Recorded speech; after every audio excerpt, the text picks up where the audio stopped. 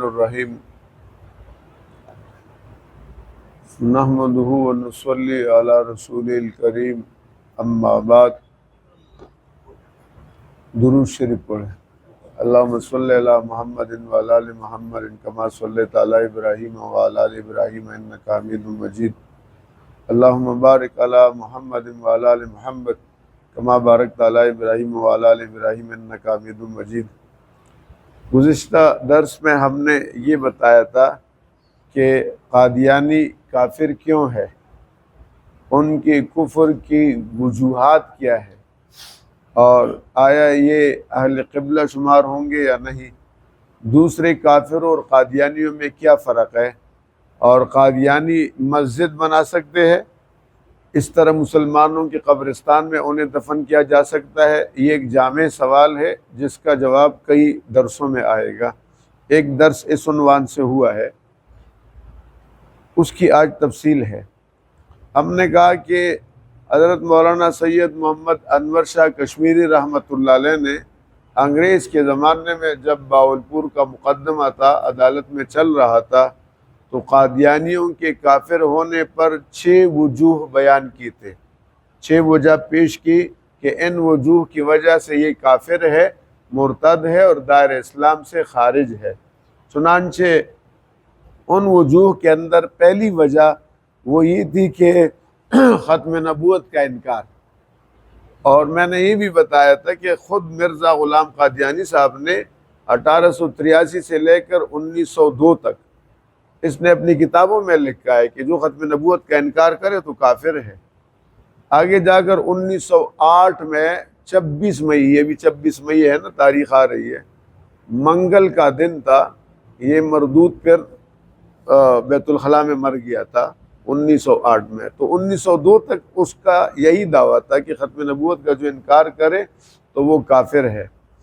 چنانچہ رسول اللہ صلی اللہ علیہ وسلم کی ختم نبوت، قرآن کریم کی نصوص قطعیہ جو میں نے بتایا 100 آیات، احادیث کی تواتر جو کہ 210 احادیث، اور امت کا اجماع، اور سب سے پہلا اجماع حضور کے بعد ابو بکر رضی اللہ عنہ کے زمانے میں وہ اسی پر ہوا کہ جو ختم نبوت کا انکار کرے تو کافر ہوگا۔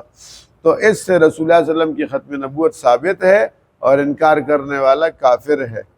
اب مرزا قادیانی کا دعویٰ نبوت کرنا یہ انکار ختم نبوت کی صریح دلیل ہے۔ جب مرزا قادیانی ختم نبوت کا صریح انکار کر رہا ہے تو پھر وہ کیسے مسلمان ہو سکتا ہے؟ اس لیے کہ ختم نبوت کا منکر قطعی طور پر کافر ہے۔ چنانچہ ہم آپ کو اس سلسلے میں ایک حوالہ دیتے ہیں۔ علامہ محمود آلوسی رحمۃ اللہ علیہ بڑے محقق مفسر ہے، اور قرآن پاک کی تفسیر انہوں نے لکھی ہے، بڑی جامع کتاب ہے، اور تمام علماء کے ہاں وہ مستند ہے۔ خاتم النبیین کی آیت جو قرآن پاک کی ہے، وہ اپنے تفسیر روح المانی اس کا نام ہے، اس میں وہ لکھتے ہیں وَقَوْنُهِ صلی اللہ علیہ وسلم خاتم النبیین مما نطق به الکتاب وصدعت به السنہ واجمعت علیہ الامہ فیکفر مدعی خلافہ ویقتل ان اصر۔ یہ انہوں نے عبارت لکھی ہے جس کا میں آپ کو اردو میں ترجمہ سمجھاتا ہوں۔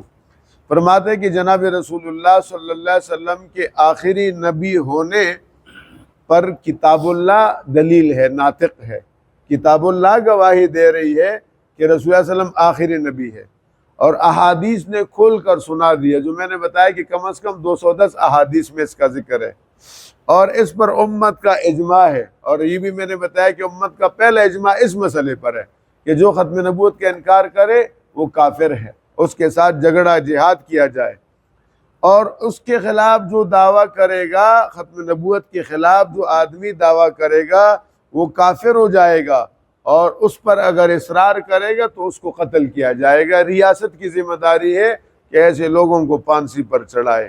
یہ ایک آیت کی تفصیل ہم نے ایک حوالہ دیا۔ اب ہم مرزا غلام قادیانی کے جو حوالہ جات ہیں ان کی کتابوں کا، وہ میں آپ کو بتاتا ہوں، آپ دیکھیں اس کا کیا دعویٰ ہے۔ پہلی بات، اس کی ایک کتاب ہے، اس کا نام ہے دافع البلا۔ کیا نام ہے؟ اس کی صفحہ نمبر 11 پر وہ لکھتا ہے دافع البلا صفحہ نمبر 11 پر وہ لکھتا ہے۔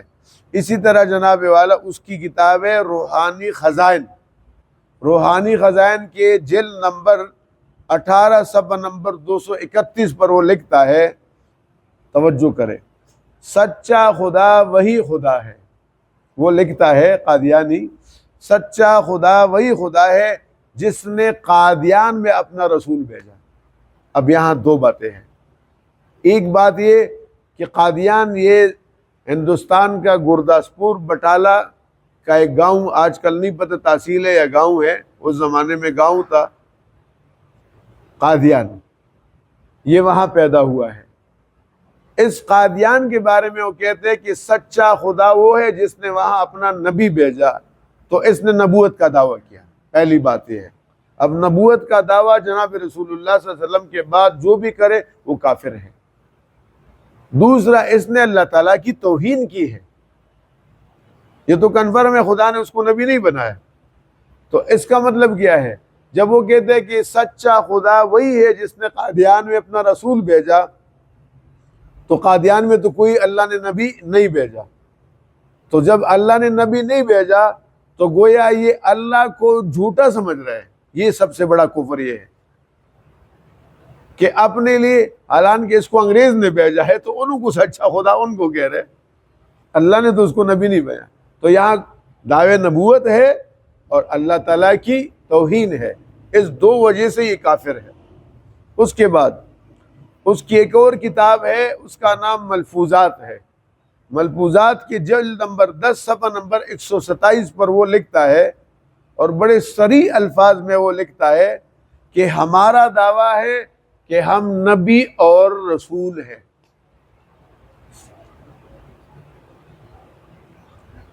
ملفوظات اس کی کتاب ہے، نیٹ پر آپ گوگل میں تلاش کریں، اس کی جلد نمبر 18 صفحہ نمبر جناب والا جلد نمبر 10 صفحہ نمبر 127، وہ کہتے ہیں ہمارا دعویٰ ہے کہ ہم نبی اور رسول ہیں۔ یہ ختم نبوت کا انکار بھی ہے اور نبوت کا دعویٰ بھی ہے۔ تیسری بات، اس کی ایک کتاب ہے، اس کا نام ہے حقیقت الوحی، اس کے صفحہ نمبر 15 پر، حقیقت الوحی صفحہ نمبر 15، اور دوسری کتاب روحانی خزائن، اس کا جناب والا جلد نمبر 22 صفحہ نمبر 154 پر وہ لکھتا ہے کہ صریح طور پر مجھے نبی کا خطاب دیا گیا۔ یہ قادیانی اپنے بارے میں کہہ رہے کہ صریح طور پر مجھے نبی کا خطاب دیا گیا۔ آپ اندازہ کریں، کفر نہیں ہے تو اور کیا ہے۔ چوتھا حوالہ، اس کی کتاب ہے تذکرہ، اس کے صفحہ نمبر 352 پر، اور مجموعہ الہامات مرزا۔